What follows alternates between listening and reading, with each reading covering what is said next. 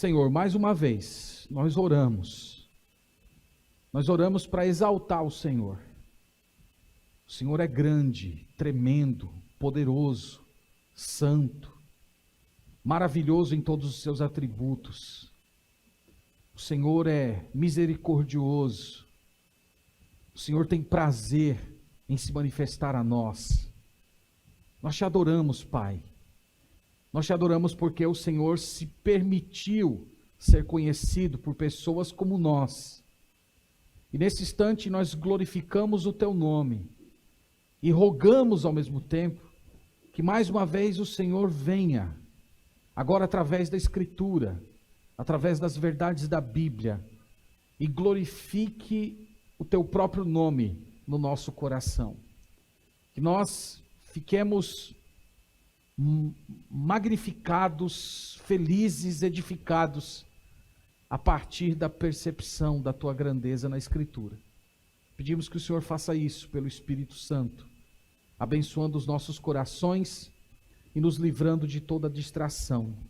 No nome de Jesus, amém.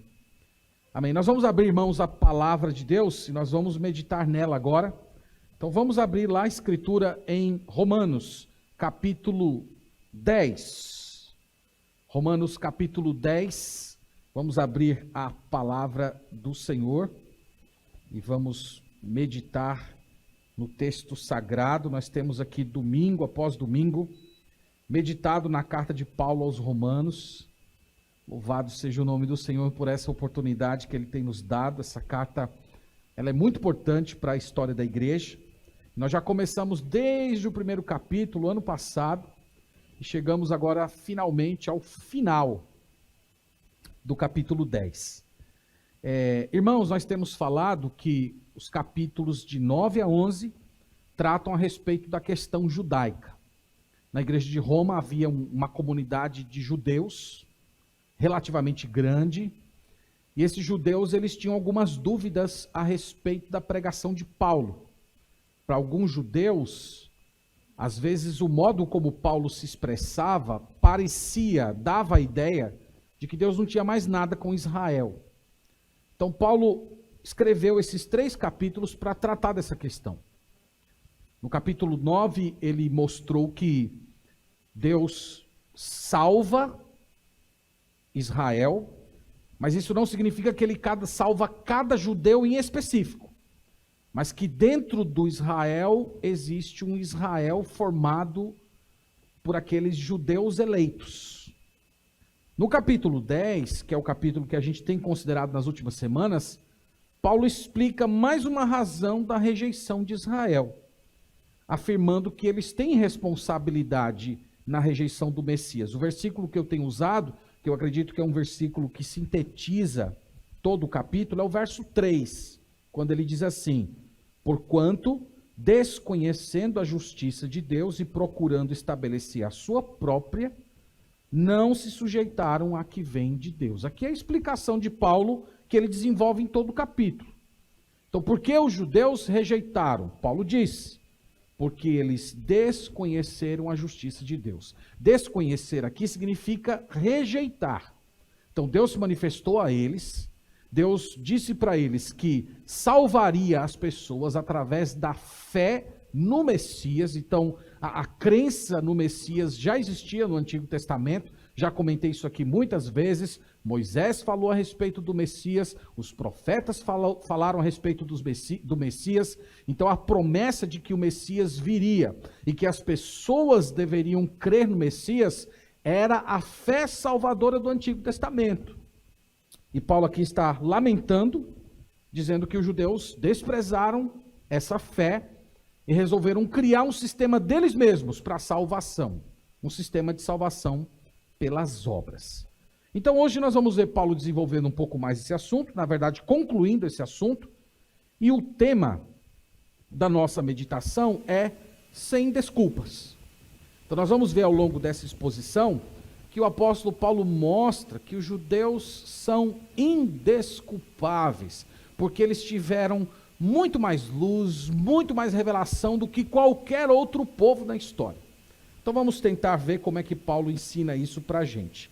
Então, verso 16, a Sagrada Escritura diz assim: mas nem todos obedeceram ao Evangelho, pois Isaías diz: Senhor, quem acreditou na nossa pregação? E assim, a fé vem pela pregação, e a pregação pela palavra de Cristo. Mas pergunto, porventura não ouviram? Sim, por certo. Por toda a terra se fez ouvir a sua voz, e as suas palavras até aos confins do mundo. Pergunto mais, porventura não terá Israel chegado a isso ao conhecimento, ou porventura não terá chegado isso ao conhecimento de Israel? Moisés já dizia: eu vos porei em ciúmes com um povo que não é nação, com gente insensata eu vos provocarei a ira. E Isaías a mais se atreve e diz: fui achado pelos que não me procuravam, revelei-me aos que não perguntavam por mim. Quanto a Israel, porém, diz: todo dia estendi as mãos a um povo rebelde e contradizente. Amém. Meus irmãos, como eu disse, aqui nós vamos ver Paulo argumentando no final do capítulo 10, o fato de que os judeus definitivamente são indesculpáveis diante do Senhor.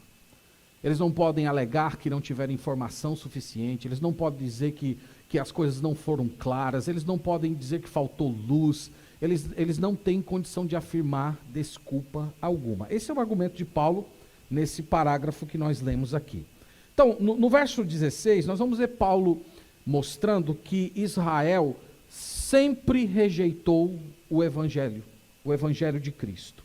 No verso 16, note que ele começa com uma conjunção, mas. Esse mas aqui, ele faz um contraste com o verso anterior. O verso anterior diz assim: e como pregarão se não forem enviados? Como está escrito: quão formosos são os pés dos que anunciam coisas boas. Mas nem todos obedeceram ao Evangelho. Eu falei semana passada que essa citação do verso 15, ela vem lá de Isaías capítulo 52, verso 7. Lá o profeta está assumindo a posição de alguém que fez uma viagem de muito longe e chegou para o povo de Deus e disse mais ou menos as seguintes palavras: Deus não nos desprezou, Deus ainda vai nos trazer de volta à nossa terra, Ele vai nos fazer uma nação poderosa, Ele vai mandar o Messias para reinar, Ele vai colocar o Espírito Santo no nosso coração, Ele vai perdoar todos os nossos pecados e nós seremos renovados. E o povo reagindo de uma maneira feliz, dizendo: oh, que pés formosos, que pessoa maravilhosa é essa que está trazendo essa mensagem que pacifica o nosso coração. Então Paulo lança a mão dessa mensagem para dizer mais ou menos o seguinte: se aquele que anunciava o retorno do cativeiro babilônico tem pés formosos, imagina aquele que anuncia a libertação do cativo que está preso ao inferno e a Satanás e ao engano. Esse tem pés formosos por excelência. E agora entra o verso 16, onde Paulo dá uma torcida aqui no argumento, ele vira a chave, mas nem todos obedeceram ao Evangelho. Ele traz uma nota triste. Quando ele diz assim, nem todos obedeceram ao Evangelho, a quem ele está falando? De quem ele está falando? Ele está falando dos judeus. Ele está falando que esse Evangelho já estava prometido no Antigo Testamento, mas os judeus não creram. E para não deixar dúvidas, o apóstolo Paulo chama o profeta Isaías, que viveu séculos antes de Cristo, para testemunhar que aquilo que ele está dizendo é verdade. Então ele vai chamar Isaías e dizer assim: ó, Isaías, prova aqui para esse povo que eles sempre rejeitaram o Evangelho. E aí ele cita as palavras de Isaías que estão no capítulo 53, verso 1, mas antes vamos ler o restante do verso 16. Mas nem todos obedeceram ao Evangelho, pois Isaías diz, e aqui a citação de 53 de Isaías, verso 1, Senhor, quem acreditou em nossa pregação?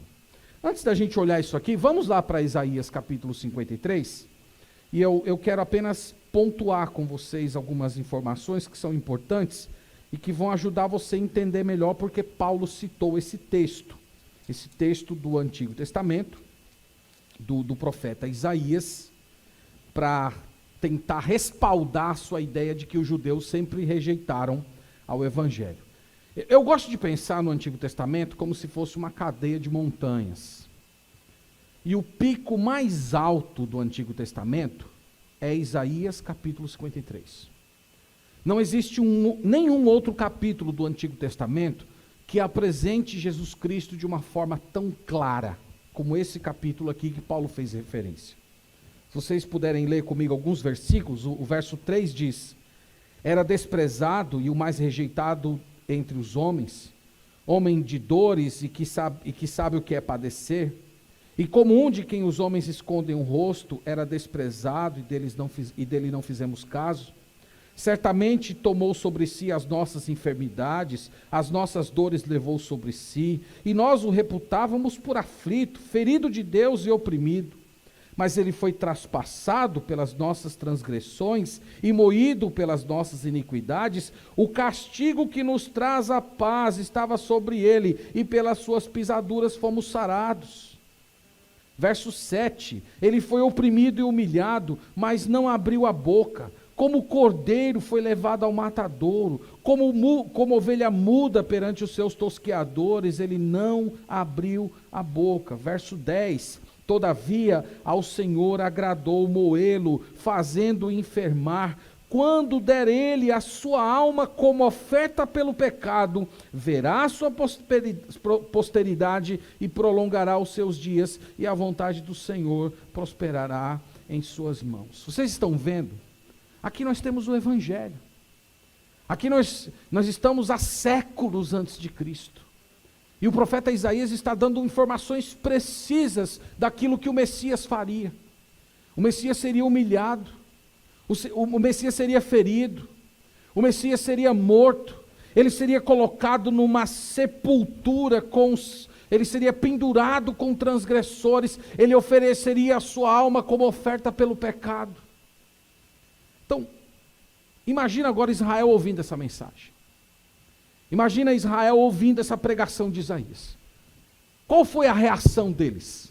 Vocês acham que depois que eles ouviram tudo isso, eles disseram: oh Isaías, os seus pés são formosos, que pregação maravilhosa, que verdade bendita, o nosso coração está cheio de alegria, sabendo que o Messias virá para se oferecer como oferta pelo nosso pecado. Foi essa a reação deles? Não foi.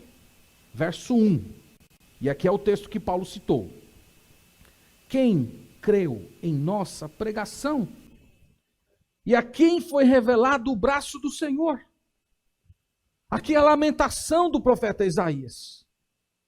Senhor, eu estou trazendo para eles uma pregação maravilhosa, eu estou trazendo o Evangelho, eu estou trazendo a boa notícia, eu estou trazendo as mensagens sobre o Messias, mas quem creu?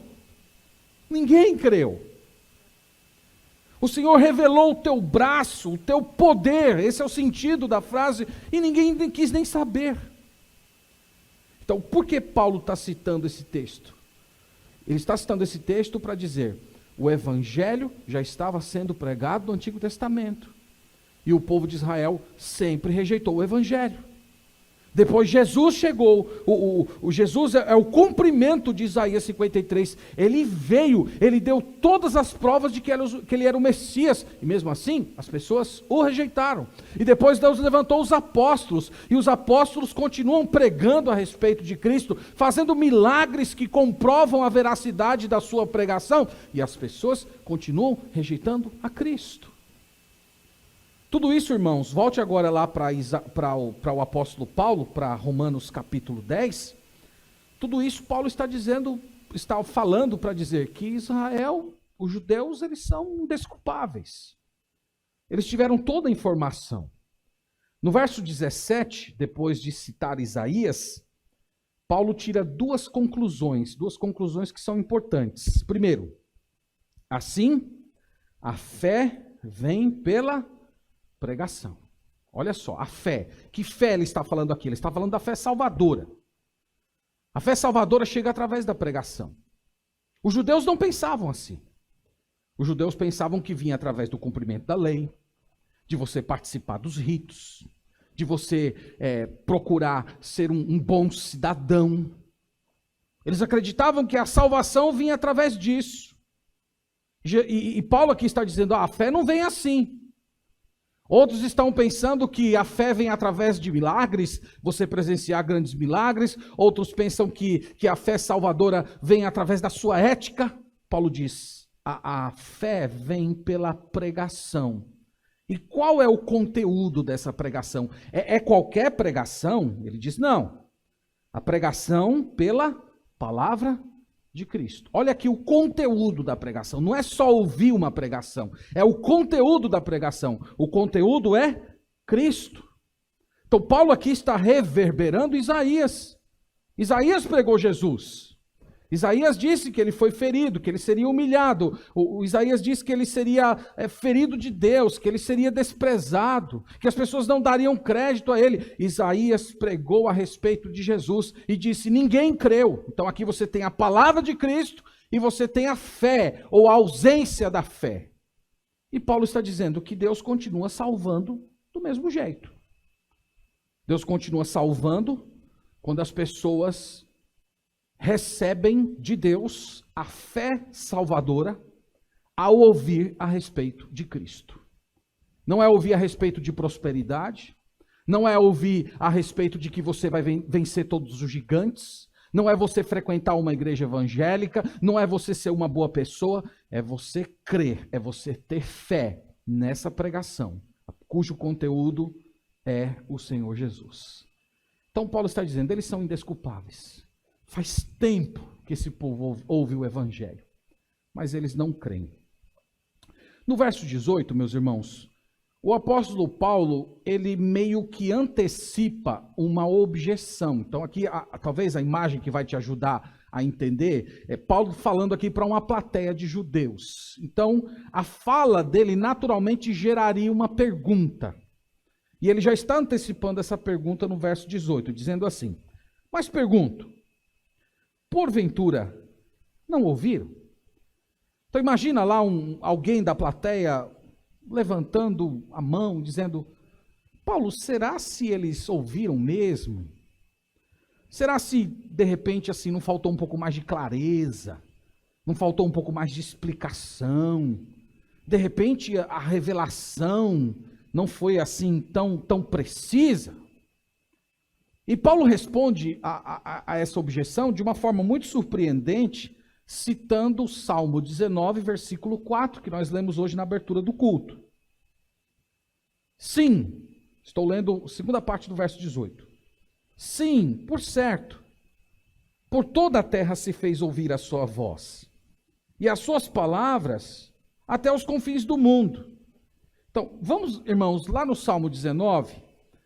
Vamos ler diretamente lá no texto de Davi, e depois a gente vai trazer aqui para tentar compreender o uso que o apóstolo Paulo faz do Salmo, tá? Então, Salmo 19. O Salmo 19, ele pode ser percebido assim. O Salmo 19, ele apresenta duas maneiras, ou dois livros, pelos quais Deus manifesta a sua glória. As pessoas que querem conhecer a Deus, elas podem ter informações a respeito de Deus a partir de dois livros. O primeiro livro, verso 7, a lei do Senhor é perfeita e restaura a alma, o testemunho do Senhor é fiel e dá sabedoria aos simples. Então, o primeiro livro que revela Deus é a Escritura. Na Escritura nós aprendemos que Deus existe, que Deus é o Criador de todas as coisas, que Ele é poderoso, que Ele é Senhor, que Ele é o único Deus. A Bíblia é a revelação mais clara, mais precisa que nós temos a respeito do nosso Criador. Mas tem um outro livro. Verso 1 diz, os céus proclamam a glória de Deus e o firmamento anuncia as obras das suas mãos. E no verso 4, aqui é o verso que Paulo citou, que acabamos de ler. No entanto, por toda a terra se faz ouvir a sua voz, e as suas palavras até os confins do mundo. Então, o segundo livro, através do qual Deus revela a si mesmo, é o livro chamado Natureza. E esse livro chamado Natureza, embora não tenha palavras escritas, ele possui uma voz tão estridente que ecoa por toda a terra. Isso é o que o salmista está dizendo. O salmista está dizendo que tem uma pregação eloquente, gritante, mas ao mesmo tempo silenciosa. E qualquer pessoa que vive aqui nesse mundo, ele olha para as evidências na natureza de que existe Deus, que esse Deus é poderoso, que esse Deus é o Criador, que ele sustenta todas as coisas. Então Deus está se comunicando. Então o que Paulo está querendo dizer aqui é que o judeu, ele é muito mais privilegiado do que o pagão, porque o pagão, ele só tem um livro para aprender alguma coisa a respeito de Deus, o livro da natureza. E o judeu, ele tem os dois livros, ele tem o livro da natureza e ele tem a Sagrada Escritura. Ele desde criança, crescendo, ouvindo que o Messias viria, que o Messias iria pisar a cabeça da serpente, e depois eles vendo essa fé ilustrada nos sacrifícios, na lei de Moisés, no ministério dos sacerdotes, eles viram tudo isso, eles conhecem toda a informação, eles estão cercados pela glória de Deus por dentro e por fora. Então esse é o argumento de Paulo. É por isso que Paulo, volte agora por favor lá, a Romanos capítulo 10, e veja o argumento do Paulo. Paulo aqui deixa ele sem saída. Você não tem para onde correr. Deus te deu a palavra. Aí disse, mas e se o judeu não quis ouvir a palavra? Sim, mas ele olha para o céu. Ele não tem para onde fugir. Não é a ausência de revelação. Não é falta de clareza. Ele já disse anteriormente qual era o problema. O problema, ele já falou, na boca de Isaías. Quem creu na nossa pregação? Esse é o problema. O problema é a incredulidade, coração duro, coração rebelde. Então Paulo vem usando isso para explicar por que os judeus rejeitaram Jesus. Eles rejeitaram Jesus desde o Antigo Testamento. Eles rejeitaram Jesus quando Jesus ainda era uma promessa. E agora eles rejeitaram um cumprimento. Então Paulo está deixando eles, meus irmãos, sem qualquer escapatória, sem qualquer desculpa, dizendo, o problema não é audição, o problema não é informação, o problema é o coração de vocês, que é um coração incrédulo.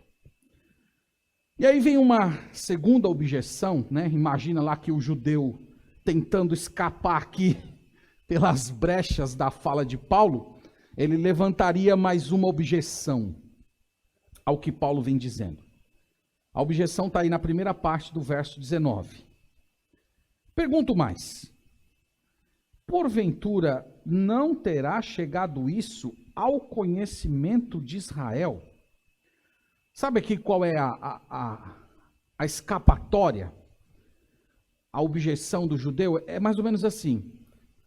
Mas Paulo, tá certo, tudo bem, eles ouviram, né? Eles ouviram, Deus falou através da lei, Deus falou através da criação, dos sacrifícios, tudo bem. Mas você não acha que, de repente, pode ter faltado interpretação? Eles não tiveram aquela capacidade de discernir bem, de uma forma clara, que era isso mesmo que Deus estava dizendo? E Paulo aqui, para não deixá-los em dúvida, cita Moisés, cita Deuteronômio capítulo 32, e ele cita para mostrar o seguinte, que Deus já havia previsto que os judeus iriam rejeitar. Então Paulo está dizendo mais ou menos assim, a rejeição de vocês não pegou Deus de surpresa. Deus já havia falado pela boca de Moisés que vocês iriam rejeitar e o que ele ia fazer a partir da rejeição de vocês. Então vocês não pegaram Deus de surpresa de nenhuma maneira. Então ele está citando aqui, vamos lá, ler o verso 19. Pergunto mais. Porventura não terá chegado isso ao conhecimento de Israel? Moisés já dizia, e aqui ele agora cita Deuteronômio 32. Eu vos porei em ciúmes com um povo que não é nação. Com gente insensata eu vos provocarei a ira. Eu quero chamar a sua atenção agora para essa frase que está escrito aí, ó. gente insensata. Quem é a gente insensata? Somos nós, os gentios. Essa palavra no Antigo Testamento, lá na língua hebraica, é literalmente louco. Deus diz, eu vou chamar um bando de louco, né? Você que é corintiano pode se sentir incluído aí nessa fala. Ele diz, eu vou chamar um bando de louco, um bando de gente insensata. E onde é que Paulo quer chegar com essa citação? Ele quer chegar mais ou menos na seguinte ideia, ele quer dizer assim, ó, Deus vai chamar gente que não conheceu, gente tola, insensata, gente que não teve a mesma informação, a mesma clareza. Eles não tiveram a quantidade de luz, de esclarecimento que vocês tiveram. E sabe o que vai acontecer com eles? Eles vão crer. Eles vão crer. Mesmo sem ter o conhecimento que vocês tiveram, mesmo sem participar dos sacrifícios, mesmo sem ter conhecido as promessas do Messias, eles são gente insensata, eles não têm esse conhecimento de vocês, mas eles vão crer. Essa é a primeira fala de Paulo. E a segunda, ele diz que isso geraria neles ciúmes com um povo que não é nação. Veja que o povo que não é nação está falando dos gentios. Os gentios não faziam parte da nação de Israel, e Deus iria provocar ciúme neles. Então, o que o Senhor está falando pela boca de Moisés é que Moisés, se você for ler Êxodo 32, você vai ver que Moisés meio que está se despedindo do povo de Israel. E ele diz o seguinte, ó, vocês vão pecar, vocês não vão acolher a palavra de Deus. Então o que é que Deus vai fazer? Deus vai colocar vocês de lado e vai chamar os gentios. E os gentios vão crer e vocês vão ficar enciumados deles. Então o problema não é falta de informação. Se o gentio, que é tolo, que é insensato, que nunca conheceu o que vocês conheceram, ele está crendo, e vocês não estão crendo por quê? Certamente incredulidade. Para não deixar dúvida, a gente poderia dizer assim, que isso aqui é a pancada final, versículo 20, ele está citando Isaías, capítulo 65, e ele diz assim, e Isaías a mais se atreve, então ele diz assim, Isaías é até mais ousado que Moisés, dizendo o seguinte, fui achado pelos que não me procuravam. Então, quem são as pessoas que não procuravam a Deus e que foram encontradas por Ele? Os gentios. Revelei-me aos que não perguntavam por mim. Quem eram os que não perguntavam por Deus e que de repente receberam a revelação de Deus e creram? Os gentios. Então, Paulo está mostrando que essa rejeição deles não pegou Deus de surpresa, Deus já sabia. E que, inclusive, isso abriria a porta da pregação para os gentios crerem. Então, a figura aqui é essa, irmãos, da rejeição do povo. E no versículo 21, ele explica o problema de Israel. Quanto a Israel, porém, se diz, todo dia estendi as mãos a um povo rebelde e contradizente. Então Deus está dizendo assim, os gentios que não me procuravam, que não me conheciam, não sabiam nada a respeito de mim, eu me manifestei a eles, e eles creram. E vocês, todos os dias, eu estava com os braços abertos, cheio de misericórdia, pronto para acolher vocês. E qual foi a reação? Rebeldia e contradição. Essa figura aqui, irmãos, é uma figura cheia de ternura. É Deus cheio de amor no coração. Com os braços abertos, dizendo, venham, eu vou receber vocês. Eu vou tratar vocês como meus filhos. Eu vou amar vocês. Para aquelas pessoas que acham que não tinha misericórdia no Antigo Testamento, que o Deus do Antigo Testamento parece ser um Deus severo, e o Deus do Novo Testamento parece ser um Deus amoroso, olha essa figura aqui. Esse é um bom resumo, inclusive, do Antigo Testamento. Como é que a história do povo de Israel pode ser resumida? Pode ser resumida nesse verso. Deus com os braços abertos, Deus chamando, Deus cheio de ternura. E eles sendo rebeldes, eles dizendo assim: nós não queremos o Senhor, nós queremos Baal, nós queremos Astarote, nós queremos os deuses pagãos, nós não queremos as tuas normas, nós queremos construir a nossa vida dentro dos nossos valores. Eles eram rebeldes, mas ele diz que eles também eram um povo contradizente. Você que já leu o Antigo Testamento já viu isso? O profeta chegava, pregava a palavra, eles diziam: nós não acreditamos. O profeta vinha e dizia: o juízo de Deus está chegando, se arrependo. Eles diziam: mentira, você é um profeta mentiroso, o templo de Deus está conosco, Deus nunca vai nos rejeitar. Era um povo que contradizia a Deus em todo momento. Então essa é a figura de Deus com os braços abertos. Talvez nós pudéssemos transportar essa figura para o Novo Testamento. Lembra daquela passagem de Jesus diante de Jerusalém, chorando, com os braços abertos, dizendo: Jerusalém, Jerusalém, eu quis receber vocês todos os dias, eu quis acolher vocês debaixo dos meus braços, do mesmo jeito que a galinha acolhe os seus pintinhos. Então Jesus também estava com os seus braços abertos diante de Jerusalém.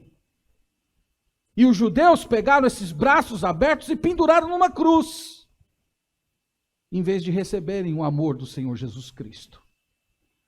Essa, irmãos, é a figura. Essa é a figura.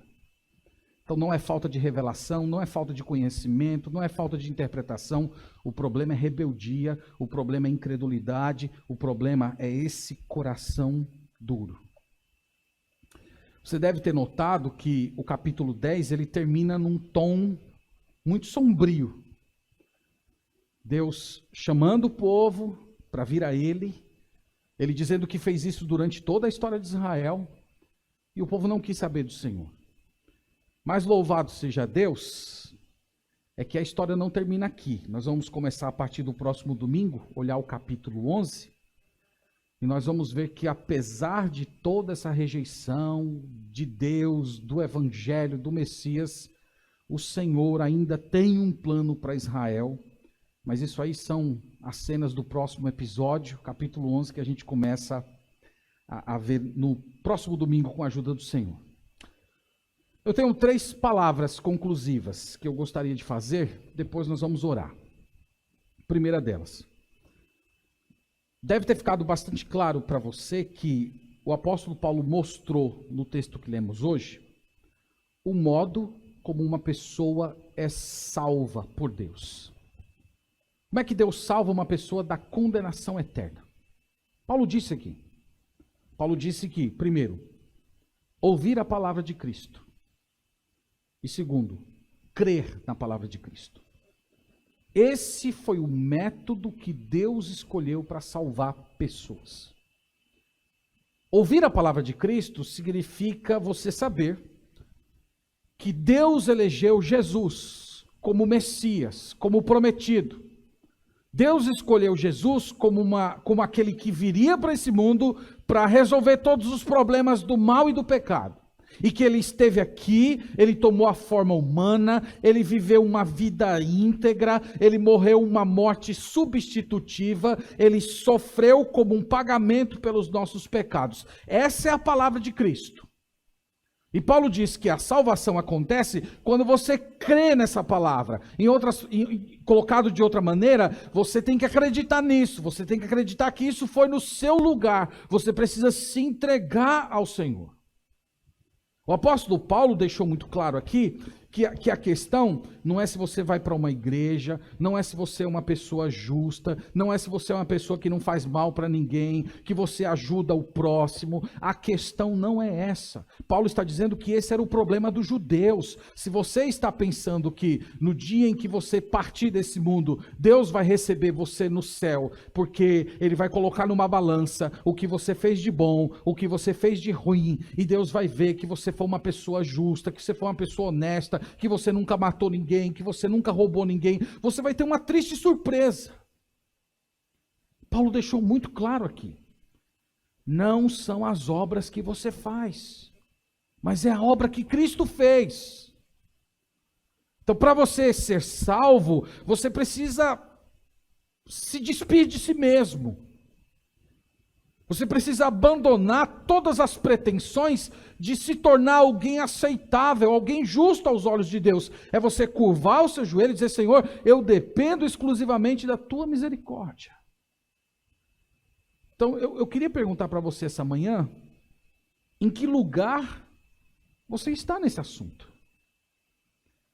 Você é uma pessoa que está confiando que é boa, que é generosa, que é um bom pai, mãe, esposa, filho, cidadão?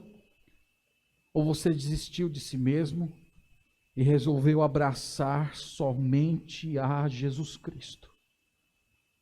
É isso que vai definir o seu destino eterno. Então, nessa manhã, eu queria convidar você a crer na palavra de Cristo. Você ouviu sobre Cristo hoje. Eu quero te convidar a crer nessa palavra. A você de todo o seu coração se apropriar disso. Você tomar o sacrifício de Cristo como sendo o seu sacrifício. Você tomar a morte de Cristo como sendo a sua morte. Você tomar a ressurreição de Cristo como sendo a sua ressurreição. Você se curvar diante de Deus dizendo: Senhor, eu me arrependo dos meus pecados. Eu confio exclusivamente em Jesus para a minha salvação. A palavra de Deus deixa muito clara que todo aquele que faz essa entrega será salvo por Deus. Então faz isso hoje. Se entregue a Jesus Cristo. Se arrependa dos seus pecados e se curve diante dele. E desista de uma vez por todas de todos os seus esforços de tentar se tornar alguém aceitável ao Senhor. Também uma segunda palavra que eu queria trazer. Agora eu estou falando com aquelas pessoas que já creram no Senhor. E aqui nós temos uma notícia triste. É que o meu coração, o seu coração, é igualzinho ao coração dos judeus. Cheio de rebeldia e pronto a contraditar a vontade de Deus. Eu estou salientando esse ponto aqui porque várias vezes eu já ouvi isso. Uma pessoa que está lendo lá o Pentateuco, né, especificamente o livro de Êxodo, e chega assim no domingo e diz: pastor, eu estou chocado com a incredulidade daquele povo no deserto. Todas aquelas coisas que aconteceram no Egito, aquelas pragas, o mar se abrindo, eles passando no mar a seco, nuvem durante o dia, coluna de fogo à noite, pão caindo do céu. E pastor, aquele povo se rebelando, xingando, reclamando. Que povo terrível! Eu digo: que povo terrível. Que povo terrível nós somos. Porque se você está lendo a Bíblia desse jeito, eu queria te salientar isso. Você não está lendo a Bíblia da melhor maneira. A melhor maneira é você ler essa história de Israel e você, no final das contas, chegar à seguinte conclusão: Senhor, que coração terrível eu tenho. Você sabia que foi por isso que Deus nunca escondeu os erros dos grandes homens e mulheres da Bíblia? Para você se ver ali. É para você ver no pecado deles o seu próprio pecado. É para você olhar para si mesmo e dizer: eu sou do mesmo jeito. Sabe por quê? Porque nós vemos do mesmo Pai. Nós temos o mesmo pai, nós temos a mesma mãe, nós temos a mesma natureza, nós temos o mesmo coração. Eu também tenho incredulidade dentro de mim, eu também resisto a Deus. Quantas vezes eu já li na Escritura a palavra de Deus dizendo que eu não fizesse tal coisa, ou que eu fizesse tal coisa, e eu resisto, eu fico contraditando, eu fico me desculpando, eu fico criando justificativas. Quantas vezes Deus vem, se revela, mostra o seu poder e eu continuo reagindo com rebeldia, escolhendo os meus próprios deuses, adorando aquelas coisas que eu não deveria adorar. Irmãos, nós somos do mesmo jeito. E é por isso que a Sagrada Escritura adverte-nos a orar para que o Espírito Santo sonde o nosso coração. É por isso que a Bíblia diz que nós temos que vigiar os nossos pensamentos. É por isso que a Escritura salienta que nós precisamos nos permitir ser cheios da verdade de Deus, de não nos acomodar com as tentações. A palavra de Deus foi escrita para isso. E você não pode descansar nessa batalha. Se você perder essa guerra do coração, essa guerra dos afetos, toda a sua vida vai ficar comprometida diante do Senhor. Então se lembre disso. Olhe para a incredulidade deles. E em vez de você se colocar como alguém superior, que povo horrível, olhe e tema. Tema por si mesmo. Eu sou do mesmo jeito. Eu poderia fazer coisas piores do que eles. E a última palavra que eu queria trazer, irmãos, todos os dias, vamos lembrar de agradecer a Deus por nossa salvação. Nós não podemos, irmãos, permitir perder o encanto, a admiração por essa salvação maravilhosa que Deus nos deu em Cristo. Nós lemos aqui o texto sagrado, Paulo citando o Antigo Testamento, dizendo: eu vou chamar um povo que não é nação. Eu vou procurar aqueles que não me procuravam. De quem você acha que ele está falando? Está falando de você. Está falando de mim. Todos nós estávamos muito satisfeitos com a nossa vida, vivendo muito tranquilos em nosso pecado. Nós achávamos que éramos plenos, felizes, que tínhamos tudo o que precisávamos, mas o Senhor veio, Ele revelou o seu braço, Ele manifestou o seu poder, Ele fez a pregação a respeito de Cristo chegar no nosso coração, Ele nos encheu de fé salvadora, Ele quebrou as nossas resistências e nós cremos. E hoje nós podemos bendizer ao Senhor. Agradeça a Deus por isso todos os dias. Não permita que os cuidados desse mundo, as preocupações do dia a dia, as tribulações, as suas próprias fraquezas, faça com que o brilho dessa salvação venha a ser ofuscado. Mas visite essa herança todos os dias, rememore ela todos os dias, lembre a grande obra que Deus fez na sua vida, agradeça, louve, cante isso, porque é o maior tesouro, meus irmãos, que nós temos nesse mundo. Isso nunca vai nos ser tirado. Então olhe para tudo isso. Oh Senhor, a incredulidade dos judeus abriu as portas para a gente. E nós hoje estamos louvando ao Senhor, nós estamos crendo no Senhor, nós estamos conhecendo a Tua palavra. Agradeça a Deus por esse privilégio, porque você era uma dessas pessoas que jamais estava perguntando por Deus, mas Ele se revelou a você. Então que Deus nos abençoe, meus irmãos, que a palavra de Deus habite ricamente o nosso coração, que nós vivamos em alegria diante do Senhor e que o Senhor nos transforme pela ação do Espírito Santo. Amém. Vamos orar? Vamos pedir isso ao Senhor. Te agradecemos, Pai, pelo texto sagrado que acabamos de ler. Na incredulidade do povo judeu, nós enxergamos a nossa própria incredulidade. Na rejeição deles ao Senhor, nós enxergamos as várias vezes em que rejeitamos ao Senhor e rejeitamos a Tua palavra. Nós pedimos perdão por isso, Pai, e clamamos para que esses Teus braços misericordiosos continuem abertos para nos receber todas as vezes que nos arrependemos.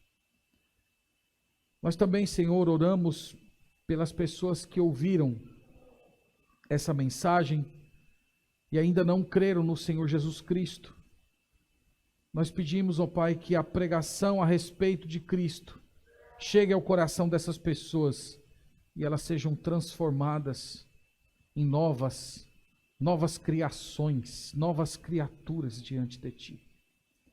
Oro também por nossa igreja, pedindo que o Senhor edifique essa comunidade, que todas elas estejam seguras em Ti, apoiadas no Teu Evangelho, dependendo exclusivamente do Senhor Jesus. É a oração que fazemos nesta manhã em nome de Jesus. Amém. Amém.